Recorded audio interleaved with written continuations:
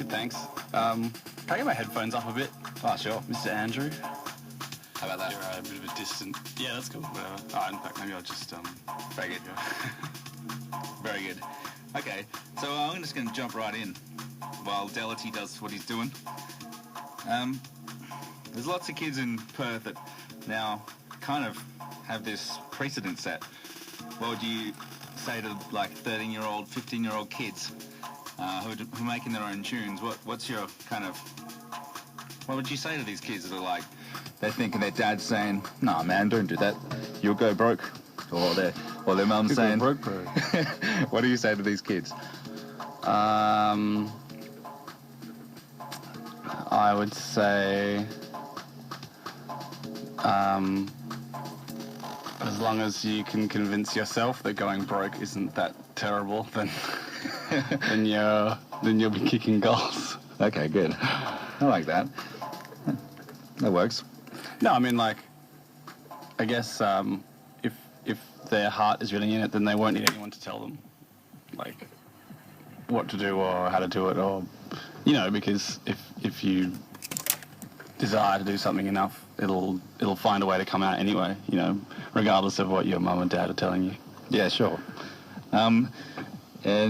And sometimes there is someone that's like, some people are maybe inspired by those that tell them that they couldn't do something. Totally. Did you have anyone that was sort of, for whatever reason, discouraging you, and you kind of thought, "I'm going to show you," or anything like that when you're young, you know, when you're young? Not really. I mean, my dad was pretty sensible about the whole thing. He was pretty sort of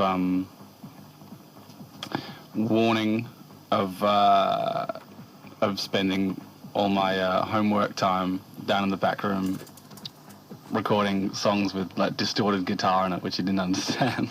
Yeah. But it was mainly just like each time I felt there was some sort of resistance of any kind, it was kind of like just a big urge to just do it even more, and not necessarily succeed with it, but just fall more and more in love with it and get obsessed with it. You know, like each time I'd sort of have a practice with like my friends in high school, and they'd be sort of a bit half-assed about it, about, yeah, it's pretty fun.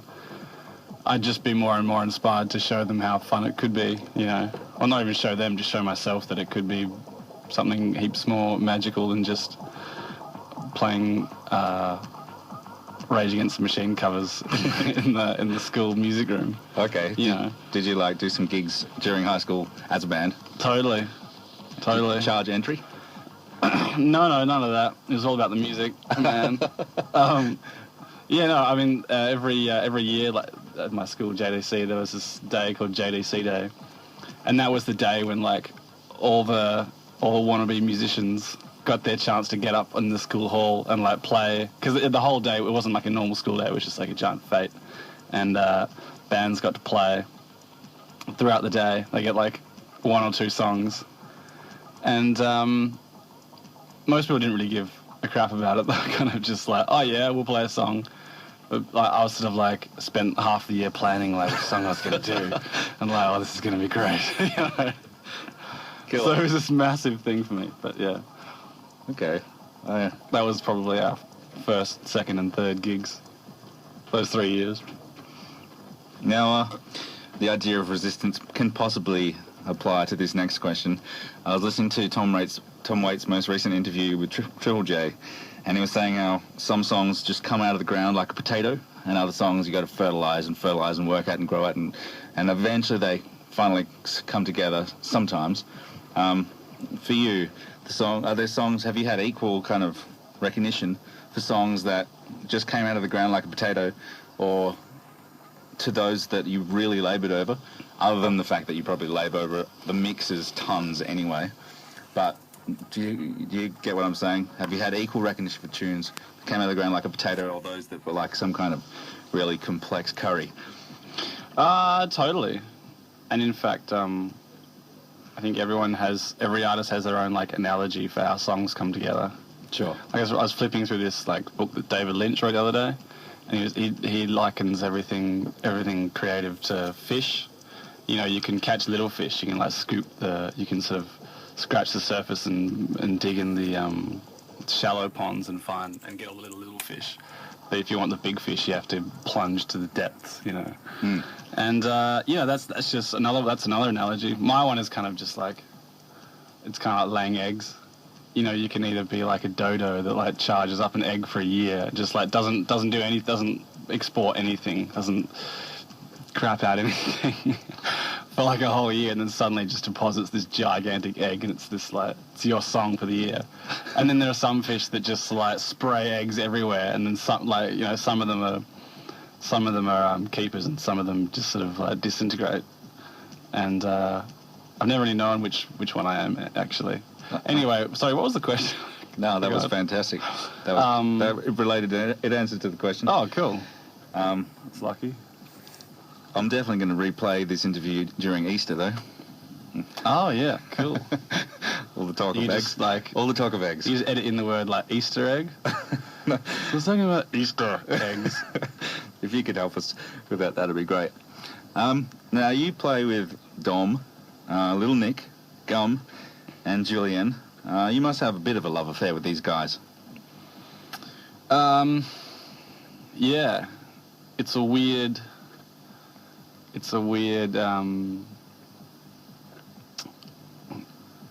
love-hate, homoerotic, brotherly, asexual love. Okay, but it's healthy, I think. Yeah. Do what they think ever cross your mind when you... Because not everyone knows, but I'll say it again, and you probably heard it 1,000 times because you know it to be true. But most of the songs are written by yourself, and you record most of the instruments. But are they ever... What they think, is that ever on your mind? Are they, in a sense, in the band creation process, in what you might think they would think of something, or are you playing wholly to you? It's kind of hard to say. I mean, they have such a big influence on me as a musician anyway. So even from the roots, they're kind of influenced in the music. I mean, not actively. They're not really actively contributing chords or lyrics or music or whatever, except the odd occasion. A couple of songs on this album, for example.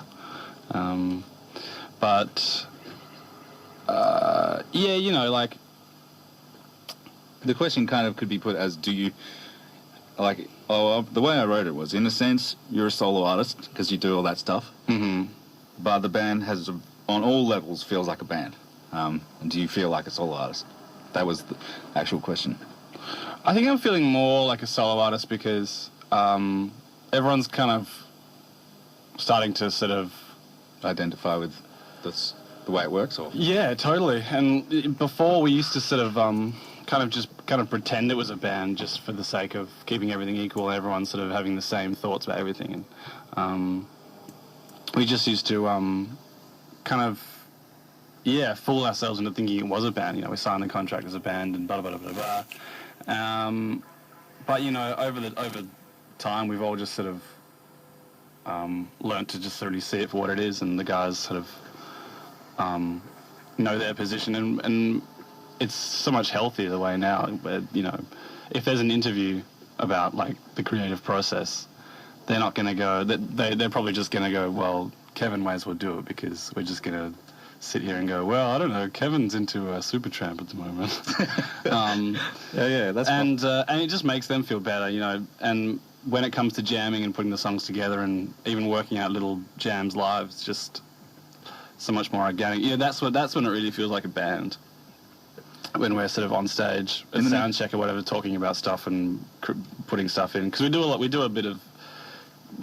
lot of creative things on stage that aren't on the albums, and those guys totally contribute to that. Was it Elephant that there was a big dub jam in the middle?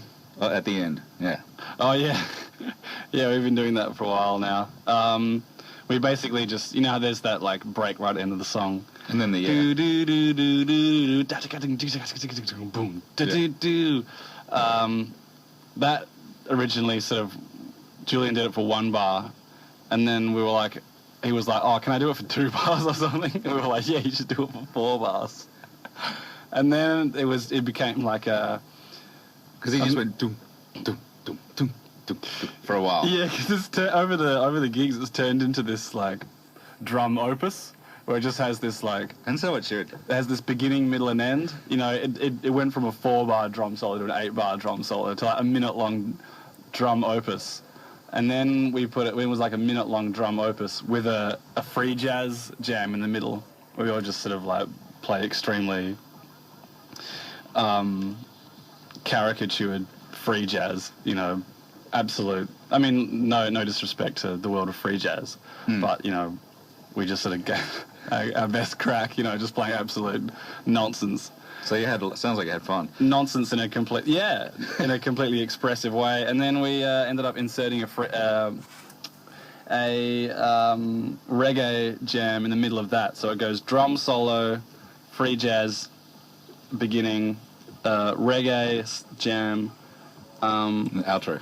no, back to the outro of the free jazz jam, back to drum solo, then back to elephant, and end. Awesome. That's where it stands at the moment. I'd love to chat about Kylie Minogue, a little bit more about influences, a little bit more about recognition, and some things about instrumental music, but can we just drop the opening tune from your record right now? Sure. Awesome. This song to me sounds like it was made to open an album. Did you write it with the beginning of a record in mind, or did it just happen to sound like this? It just happened to sound like that. I mean, as I was doing it, my girlfriend said it sounded like the start of an album, and I was like, oh yeah. So, I mean, as I sort of kept working on it, it just seemed to slot into that position.